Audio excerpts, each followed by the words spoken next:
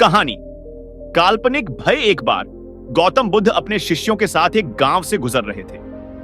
गांव के बाहर उन्होंने एक व्यक्ति को देखा जो बहुत डरा हुआ और घबराया हुआ लग रहा था। बुद्ध ने उससे पूछा कि क्या हुआ है। व्यक्ति ने कहा, मैं एक भयानक सपने से जागा हूं। मैंने देखा कि मैं एक अंधेरी गुफा में फंसा हुआ हूं और एक भयानक राक्षस मेरा पीछा कर रहा है। बुद्ध ने मुस्कुराकर कहा, तुम्हारे सपने का राक्षस तुम्हारे मन का एक काल्पनिक निर्माण है, यह वास्तविक नहीं है। व्यक्ति ने कहा, लेकिन यह बहुत वास्तविक लग रहा था। बुद्ध ने कहा, हमारे भय अक्सर हमारी कल्पना की उपज होते हैं। हम उन चीजों से डरते हैं जो वास्तव में मौजूद नहीं है। बुद्ध ने आगे कहा, यदि तुम अपने भय का सामना करना चाहते हो तो तुम्हें उन्हें समझना होगा। तुम्हें यह जानना होगा कि वे कहां से आते हैं और वे क्या दर्शाते हैं। व्यक्ति ने बुद्ध की बात सुनी और उसने अपने भय का सामना करने का फैसला किया। उसने ध्यान और चिंतन का अभ्यास करना शुरू कर दिया। धीरे धीरे उसके भय कम होने लगे। एक दिन वह बुद्ध के पास वापस आया और कहा, मैंने अपने भय पर विजय प्राप्त कर ली है। अब मैं किसी भी चीज से नहीं डरता। बुद्ध ने कहा, यह बहुत अच्छी बात है, लेकिन याद रखना, भय हमेशा तुम्हारे साथ रहेगा। तुम्हें बस उन्हें नियंत्रित करना सीखना होगा। कहानी का नैतिक। यह कहानी हमें सिखाती है कि हमारे भय अक्सर हमारी कल्पना की उपज होते हैं। हमें उन चीजों से नहीं डरना चाहिए जो वास्तव में मौजूद नहीं है। यदि हम अपने भय का सामना करना चाहते हैं तो हमें उन्हें समझना होगा और उन्हें नियंत्रित करना सीखना होगा। गौतम बुद्ध ने अपने जीवन काल में अनेकों उपदेश दिए, कहानियां सुनाई और दृष्टांत प्रस्तुत किए, जिनका उद्देश्य मानव मन की जटिलताओं को उजागर करना, भय, क्रोध, लोभ, मोह जैसे विकारों से मुक्ति का मार्ग प्रशस्त करना और सत्य, शांति और करुणा का मार्ग दिखाना था। उनके द्वारा बताई गई कहानियों में से एक महत्वपूर्ण विषय है भय की प्रकृति और उसका काल्पनिक स्वरूप। बुद्ध ने बार बार इस बात पर जोर दिया कि हमारे अधिकांश डर हमारी कल्पना की उपज होते हैं, वास्तविक नहीं। वे हमें जकड़ लेते हैं, हमारी प्रगति को बाधित करते हैं और हमें अनावश्यक पीड़ा देते हैं। यहां गौतम बुद्ध की कुछ कहानियों और उपदेशों का विस्तृत विवरण प्रस्तुत किया गया है जो इस विषय पर प्रकाश डालते हैं। 1. राक्षस का भय। एक बार बुद्ध एक गांव से गुजर रहे थे। उन्होंने देखा कि एक व्यक्ति बहुत डरा हुआ और घबराया हुआ बैठा है। बुद्ध ने उससे पूछा कि क्या हुआ है। व्यक्ति ने बताया कि उसे रात में एक भयानक सपना आया था जिसमें उसने एक राक्षस को देखा था जो उसका पीछा कर रहा था। बुद्ध ने मुस्कुराकर कहा, तुम्हारे सपने का राक्षस तुम्हारे मन का एक काल्पनिक निर्माण है, वह वास्तविक नहीं है। तुम्हारे मन ने ही उसे बनाया है। बुद्ध ने आगे समझाया कि हमारे भय अक्सर हमारी कल्पना की उपज होते हैं। हम उन चीजों से डरते हैं जो वास्तव में मौजूद नहीं है। हम भविष्य की अनिश्चितताओं से डरते हैं, असफलता से डरते हैं, मृत्यु से डरते हैं और ऐसे ही अनगिनत काल्पनिक भय हमें घेरे रहते हैं। इस कहानी का निहितार्थ, यह कहानी हमें सिखाती है कि हमें अपने भय का विश्लेषण करना चाहिए। हमें यह समझना चाहिए कि क्या वे वास्तविक खतरों पर आधारित हैं या केवल हमारी कल्पना की उपज हैं। यदि वे काल्पनिक हैं तो हमें उन्हें त्याग देना चाहिए। 2. नदी पार करने का भय। एक अन्य कहानी में बुद्ध ने अपने शिष्यों को एक नदी पार करने के लिए कहा। नदी गहरी और तेज बह रही थी।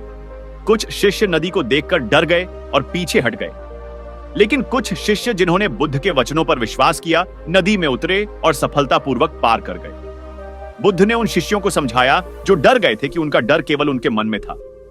नदी उतनी खतरनाक नहीं थी जितनी वे सोच रहे थे। उनका भय उन्हें आगे बढ़ने से रोक रहा था।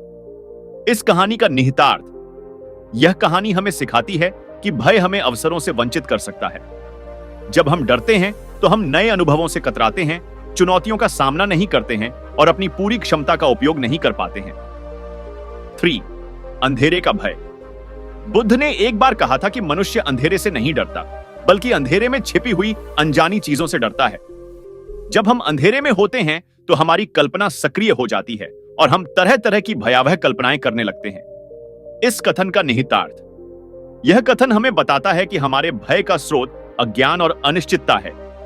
जब हम किसी चीज के बारे में नहीं जानते हैं तो हम उससे डरते हैं। इसलिए ज्ञान और समझ भय को दूर करने के लिए महत्वपूर्ण उपकरण है। 4.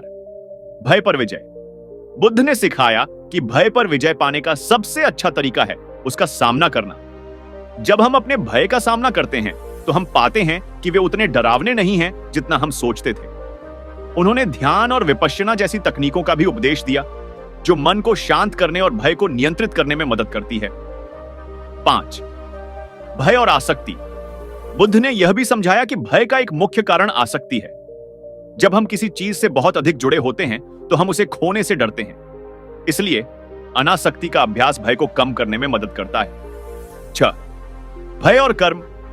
बौद्ध धर्म में कर्म के सिद्धांत के अनुसार हमारे वर्तमान कर्म हमारे भविष्य को प्रभावित करते हैं। यदि हम नकारात्मक कर्म करते हैं तो हमें नकारात्मक परिणामों का सामना करना पड़ सकता है। यह विचार कुछ लोगों में भय पैदा कर सकता है, लेकिन बुद्ध ने समझाया कि कर्म का सिद्धांत हमें डराने के लिए नहीं है, बल्कि हमें अपने कार्यों के प्रति जिम्मेदार बनाने के लिए है। यदि हम अच्छे कर्म करते हैं तो हमें अच्छे परिणाम मिलेंगे। सामिन, भय और मृत्यु। मृत्यु एक ऐसा विषय है जो लगभग सभी मनुष्यों में भय पैदा करता है। बुद्ध ने मृत्यु की प्रकृति को समझाया और बताया कि यह जीवन का एक अपरिहार्य हिस्सा है। उन्होंने पुनर्जन्म के सिद्धांत का भी उपदेश दिया जो मृत्यु के भय को कम करने में मदद करता है। 8. भय और निर्वाण। बौद्ध धर्म का अंतिम लक्ष्य निर्वाण है, जो सभी प्रकार के दुखों और भयों से मुक्ति की अवस्था है। निर्वाण को प्राप्त करने के लिए हमें अपने मन को शुद्ध करना होगा और सभी प्रकार के विकारों से मुक्त होना होगा। मानव जीवन में अधिकांश भय काल्पनिक और शंकाएं निराधार हैं। एक किसान था, उसने अपने खेत में गन्ने उगाने की सोची। यह बात उसने अपने घर वालों को भी बताई। सब बहुत खुश हुए कि गन्ने चूसने को मिलेंगे और घर में गुड़ और खांड की भी कमी नहीं रहेगी। रात को गन्ना लगाने को लेकर किसान के मन में कई उलझनें पैदा होने लगी। उसके मन में आया कि हमारे पड़ोसी के लड़के बड़े बदमाश हैं। यदि गन्ना बोया तो ये सारा गन्ना उखाड़ ले जाएंगे और मेहनत के बावजूद हमारे हाथ कुछ भी नहीं आएगा। वह गुस्से में भर उठा। इसी उलझन व गुस्से में उसे रात भर नींद नहीं आई। सुबह होते ही किसान पड़ोसी के घर जा पहुंचा और लगा झगड़ने। उसने कहा, तुम्हारे लड़के बड़े बदमाश हैं। हमारे खेत में घुसकर गन्नों को हाथ भी लगाया तो टांगें तोड़कर रख दूंगा। पड़ोसी ने पूछा कि भाई कौन से गन्नों के खेत की बात कर रहे हो जिसे मेरे लड़कों ने उजाड़ दिया है। तभी पड़ोसी के लड़के भी बाहर निकल आए और बोले, काका हमारा झूठा नाम मत लगाओ, नहीं तो हम सचमुच सारा खेत उजाड़ डालेंगे।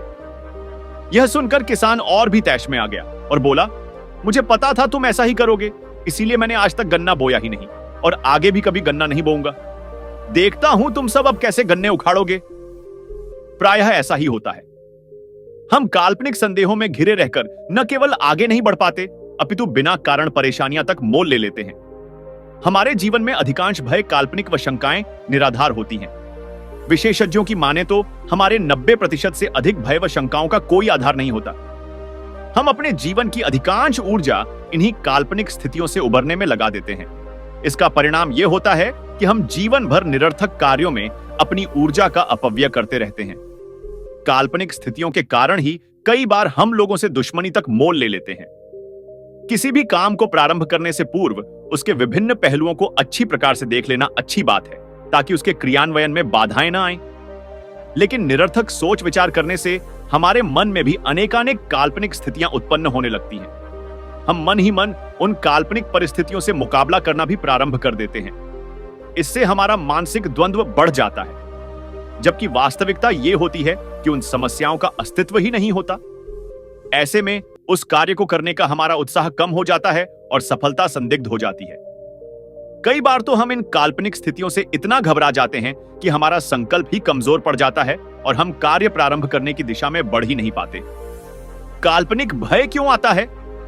काल्पनिक भय का कारण, काल्पनिक भय हमेशा अज्ञान की कमी से उपजता है। जब मनुष्य को यह झात नहीं होता कि जीवन कैसे जीना चाहिए, किन चीजों को महत्व देना चाहिए और किन चीजों की उपेक्षा कर आगे बढ़ना चाहिए, तो मनुष्य को उन चीजों से लगाव हो जाता है जिनसे बाद में भय उत्पन्न होता है। काल्पनिक भय से आशय मन में उठने वाले उन नकारात्मक ख्यालों, नेगेटिव थॉट्स से है जिससे मनुष्य निराश हताश रहता है। इस तथ्य फैक्ट को जानते हुए कि मेरे जीवन में सब सही है, इसके बावजूद मन भयभीत होता है। भविष्य में कुछ बुरा ना हो जाए, इस वजह से मन में बेचैनी और विचलन बढ़ता जाता है।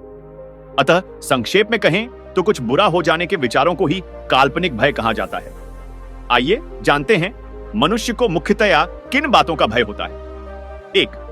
मान सम्मान खो जाने का भय। और मैं इंटर 2, पसंदीदा वस्तु के छिन जाने या टूट जाने का डर। और 3, प्रिय इंसान से दूर हो जाने का डर।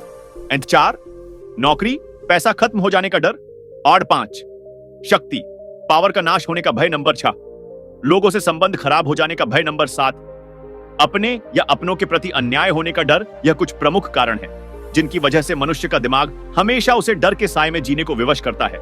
चलिए अब हम आगे बढ़ते हैं और जानते हैं काल्पनिक भय को कैसे दूर करें।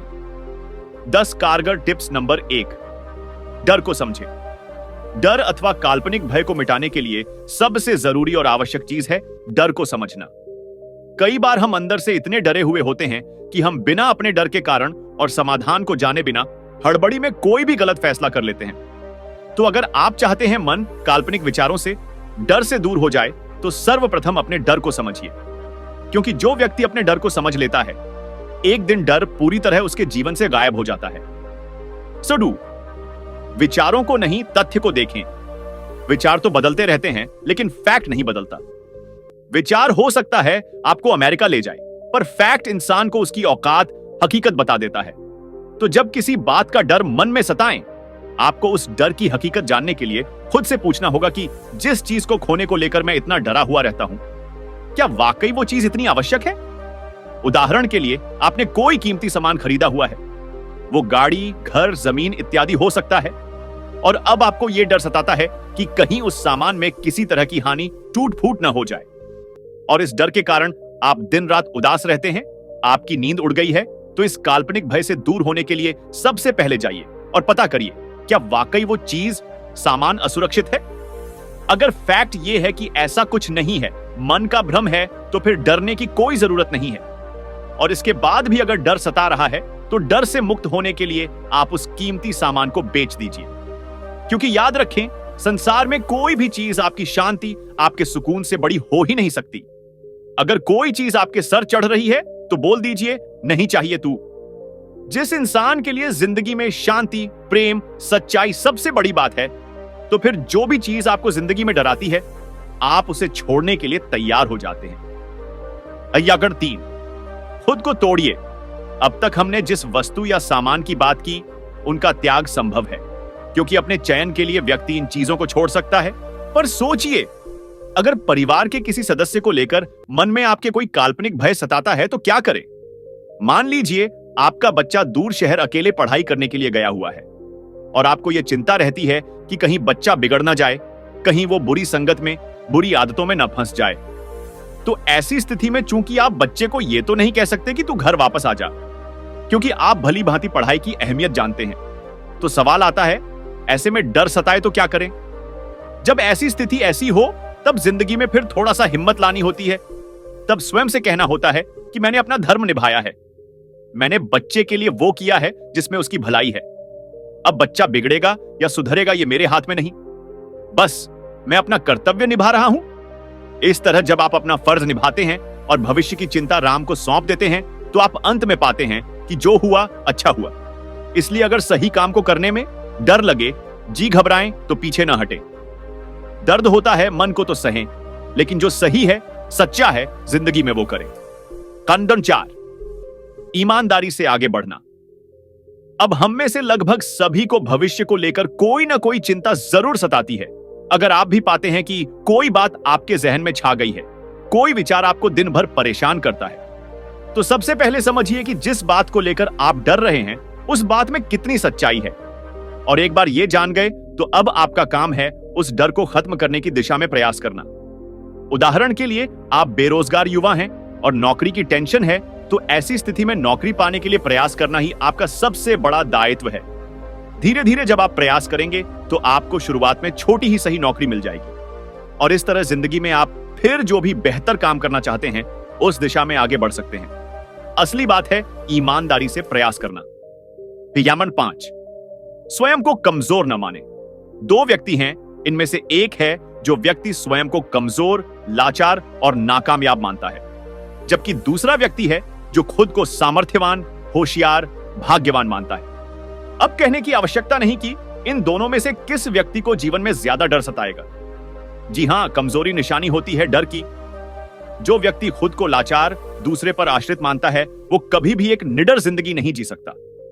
तो अगर आप पाते हैं जिंदगी में कुछ अनहोनी होने के विचार हमेशा दिमाग घूमते रहते हैं, तो यह दर्शाता है कि आप बलहीन हैं। आप स्वयं को यह भी नहीं कह पा रहे हैं कि जो होगा देख लेंगे, बस मैं सही काम सही जिंदगी जीऊंगा। और जो व्यक्ति यह कह देता है और जो सही है चुपचाप वर्तमान में करता है, फिर ऐसा व्यक्ति निडर होकर जिंदगी जीता है। यारंशा, डर से आगे मीठा है प्रेम। जीवन में अगर आपको छोटी छोटी बातों का बेहद डर है तो समझ लीजिए जीवन में प्रेम की बेहद कमी है। प्रेम के बिना जीवन नीरस है, सूखा और बेजान है।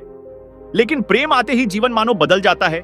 इंसान पहले जैसा ही नहीं रहता। उसके जीवन में सच्चाई, शांति और समझ आ जाती है। फिर ऐसे इंसान को छोटी छोटी बातें, तो क्या अगर कोई मारने की भी धमकी दे तो वह नहीं डरता। तो अगर जीवन में निडरता चाहिए तो ऐसा प्रेम अकस्मात नहीं आएगा, बल्कि प्रेम सीखना पड़ता है। जो चीज जिंदगी में करने लायक है, महत्वपूर्ण है, उसे निष्काम भाव से करना ही प्रेम का सूचक है। जब आपके लिए कोई चीज इतनी जरूरी हो जाती है जिसके लिए आप अपना सब कुछ सौंपने के लिए तैयार हो जाए, तो समझ लीजिएगा वास्तव में प्रेम हुआ है। चैप्टर 7, जो चीज असली है उसका डर नहीं। इंसान जीवन में कई तरह की नकली चीजों को इकट्ठा करता है और उनको बचाए फिरता है, फिर चाहे वो घर हो, जमीन हो, परिवार और सगे संबंधी हो। लेकिन कितना ही वह उन्हें बचा ले, एक समय बाद सब कुछ नष्ट हो जाता है, यहां तक कि वह खुद भी खत्म हो जाता है। लेकिन जीवन में जितनी भी असली चीजें हैं, जैसे शांति, बोध, सच्चाई, प्रेम, इन्हें बचाने की आवश्यकता नहीं पड़ती। और यही चीजें वास्तविक धन है। इन्हें आप जितना बांटते हैं उतना आपके पास बढ़ती जाती है। इसीलिए कबीर साहब कहते हैं, वो धन संचय करें जो आगे काम आए। अब आप खुद अपनी जिंदगी को देख लीजिए, आप असली को बचा रहे हैं या फिर नकली को बचाने के प्रयास में जीवन गंवा रहे हैं। अजाट, जिसे समय छीन ले उसको बचाना का प्रयास ठीक नहीं। कई बार हमें अपनी किसी प्रिय वस्तु के खो जाने का भय होता है, वहीं दूसरी तरफ मन का एक कोना उस चीज को खुद से दूर न होने देने के लिए संघर्ष करता रहता है। अतः मन में एक ऐसा द्वंद्व, युद्ध खड़ा होता है जिसमें इंसान के लिए फैसला कर पाना मुश्किल होता है। अगर आपकी जिंदगी में भी जब ऐसी स्थिति आती है, जब आपको दिन रात किसी चीज के खो जाने का या किसी इंसान के दूर हो जाने का डर लगा ही रहता है, तो समझ जाइएगा आप मोह और लगाव के कारण किसी ऐसी चीज को बचाने का प्रयास कर रहे हैं जो आपके हाथ में ही नहीं है। उदाहरण के लिए, आपकी पसंदीदा बाइक के खो जाने या नष्ट हो जाने का भय आपके दिमाग में हरदम घूमता है, तो समझ लीजिए आपने गलत चीज को महत्व दे दिया है। क्लाउडिनो, खुद को सही कार्य में झोंक दें। अगर किसी फालतू के विचार से भयभीत हैं, तो आपके एक ही उपाय काम आएगा, वह यह है कि खुद को किसी ऊंचे काम में समर्पित कर दें। जब आप खुद को किसी बड़े मिशन में समर्पित कर देते हैं, तो फिर ये चीजें आपको परेशान नहीं करती। कल्पना कीजिए बॉर्डर में कोई युद्ध छिड़ा हुआ है और आप एक सैनिक हैं, तो बताइए युद्ध के दौरान आप लड़ाई करेंगे या फिर रणभूमि में इस बात की परवाह करेंगे